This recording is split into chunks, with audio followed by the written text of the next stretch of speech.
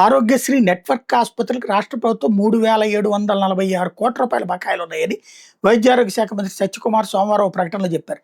Tri-party bid discounting విధానంలో private network ఆసుపత్రికి 1000 కోట్ల బకాయిల చెల్లింపులకు చర్యలు తీసుకున్నట్టు చెప్పారు.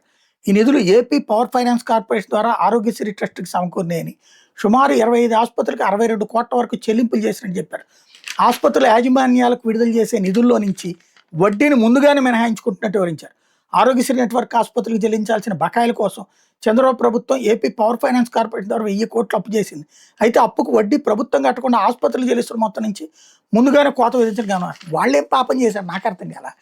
ఆరోగ్యశ్రీ అంటేనే ఫీజు తక్కువ రాయితీ.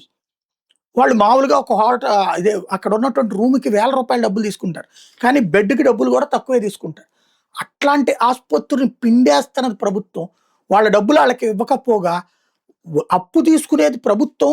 అప్పు తీసుకుంటావా నువ్వు, ఏదన్నా అమ్ముకుని తీసుకుంటావు నీ ఇష్టం, కానీ వాళ్ళు వడ్డీ కట్టేది ఏంది?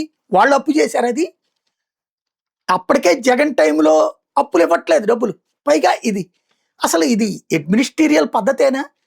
పోనీ వాళ్ళందరూ ఏమన్నా మామూలు వాళ్ళు అంటే అంతకుముందు అందరూ తెలుగుదేశానికి సపోర్ట్గా చేసిన వాళ్ళు. జగన్ టైంలో లేట్ అయిందని చెప్పి జగన్ దిగేదాకా వెంటబడ్డారు.